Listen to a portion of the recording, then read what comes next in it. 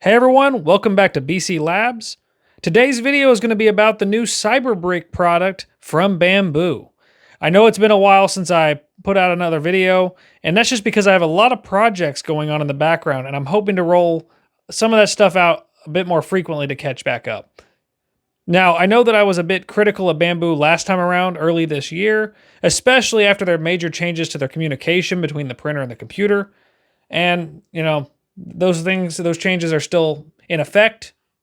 But today is a new day, and a new product sits in their lineup, the Cyberbrick RC system. Now, I actually backed this as a Kickstarter back in March, and it was originally supposed to arrive sometime like mid-May, but due to a couple factors, it got delayed. If you ordered the time-lapse kit, which I did, and I'll show that off in another video, there was a delay. And if your shipment didn't get shipped in the first batch, like mine didn't, even though I was backer like 9, then there was a further delay because of a battery fire in China that caused much tighter export and manufacturing controls, and basically it added a 2 or 3 week delay. So I think it was late June or early July, I finally got my kit and started to be able to play with it a bit. So now that I've sufficiently had it in my hands for a little while and done some testing, I think I can give you guys a little bit of a rundown of what it comes with and what it can do. Now, you might be asking yourself, what is Cyberbrick? Well, Bambu has released this new product that's essentially the closest thing to a turnkey Android-based RC system. In this case, it's not really Arduino-based, it's MicroPython running on, I think it's an ESP32 variant, but the concept of a modular system with a compute unit that has a swappable shields is about the same.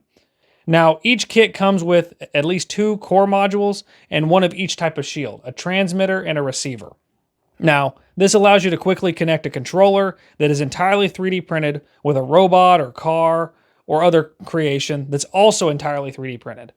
There's of course some motors and some actuators and gears that come with the kit, but outside of the hardware, everything else is printed. And the flexibility of this cannot be overstated. One of the main reasons people end up looking at Bambu printers is the trade-off between a little bit of control, but in exchange for the option of quickly printing off profiles from the web or from your phone, tablet, without having to use a slicer. Now, they've extended this smooth experience to the Cyberbrick product, where once you've already printed and assembled your controller and vehicle using these profiles, then you can also take the same profile someone else created for the Cyberbrick side of things, and using the Android or Apple application, you can take these preset program configurations and download them to the transmitter and receiver respectively. Now, I'll just give you guys a quick rundown and show off where you can go through the projects and see what other people have created that's already been published through the Cyberbrick app. And once you get there, you can select the individual program profile and download it to the respective unit. Now, there's a little bit of customization, but it's pretty limited from the mobile app. If you're looking for more customization, you're going to be looking at one of the computer or desktop options. And there are 2 directions you can go with that. The first of which I'll go ahead and show off. Once you've installed the Cyberbrick application to your PC, you can go through and customize a new profile from scratch and pair up specific inputs on the controller to specific outputs that you want on the receiver. You can even execute simple lines of MicroPython. For example, if you have a rocker switch set up and you want to go between specific positions on a motor or a servo, you can write some MicroPython for that. Or if you want to customize an LED color or something like that in a way that is not built in by default, you can do so. Now, that's not the default option though. Now, of course, the purpose is not to get into the weeds with the Cyberbrick PC application. It's intended for quick configuration and pairing up I/O points and a little bit of customization through MicroPython. But if you're looking to do something a little bit more complicated than that, you're going to need to look at more low-level options. Thankfully, Bambu kind of has you covered there. If you're looking to geek out and use this as a low-level, semi-autonomous device, or want to be able to use more custom functions based on the buttons on the transmitter. So the transmitter, you can like send a button press, and on the receiver, it can do a very specific movement, that's already pre-programmed or reactive in some way. You're going to have to use the MicroPython programming environment inside VS Code that they have set up. You're going to be using the MicroPython libraries directly, and Bambu has done a decent job of kind of covering the documentation. I think there's some areas that it's sparse, but I think for the most part, they've got enough for you to get started with.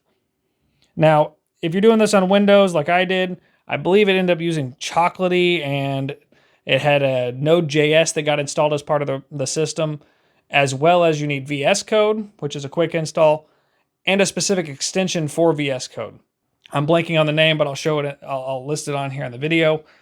Anyway, it's a Py extension that allows you to run MicroPython on the device itself, as well as offers hot reload and some resets and initializations. And you can just quickly change some of the LED colors with MicroPython code directly, just as an example.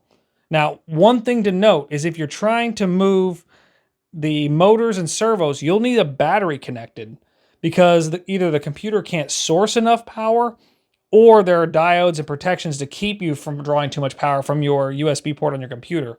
I haven't been able to confirm the schematic. I haven't looked through it to be certain, but basically, if you want to be able to see movement in your servos or motors when you're testing this, you're going to have the external battery hooked up as well. I haven't had any issues so far, so I'm assuming that they put plenty of isolation to make sure you're not backfeeding your USB port like I did before when I was tinkering on one of my own projects and I did not have diode protection. But so far I haven't seen any issues, but exercise caution, of course. Now, most of what you've seen in the video of the little snippets of me using the fork truck is because the fork truck is really what made me and a couple of buddies at work buy our kits. We got a bunch of mini pallets from a trade show and had been joking around for many months about mini forklifts and whether we get like a little mini forklift certification. And then Cyberbrick kind of came onto my radar and I shared it with them. I was like, this is perfect for this. And of course, it allows us to make some other projects as well, but it just kind of kicked off the excitement.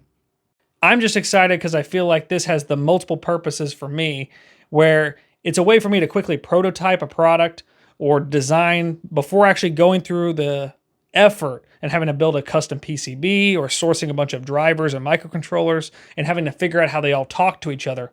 Instead, I can kind of mock up a 3D design, print it off, and test the waters to make sure it's even feasible.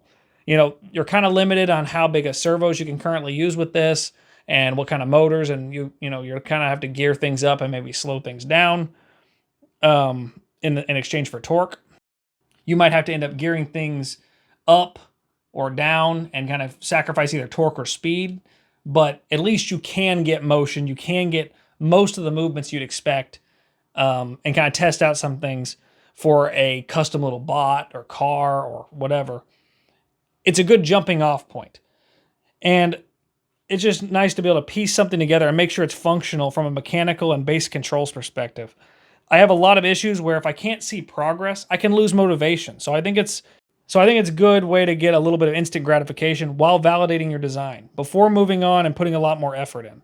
But I do think that there is a lot of educational benefits as well, and I do hope that it finds its way into curriculums and spawns up some competition as well. I'm sure Arduino could do kind of the same thing. Raspberry Pi already has a lot of images, for example, where they focus around being able to quickly kick off and get rolling with their hardware.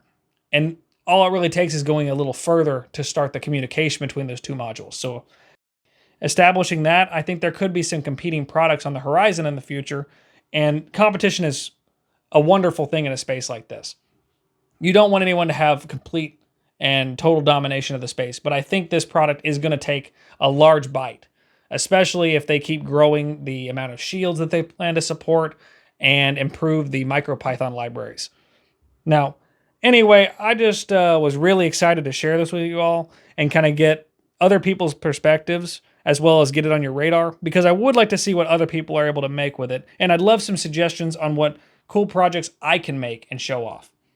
I think this is a cool step forward into a different direction for Bambu.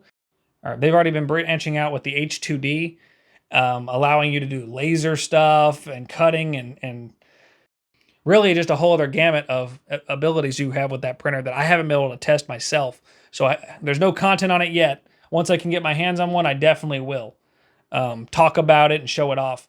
But Bambu's really been moving into the maker space, crafting space. And so I just think this is a logical continuation of it. Anyway, I'm just glad to kind of put that out there and get people informed about this, show off some new tech. As always, thank you guys so much for watching. I'll see you guys next time.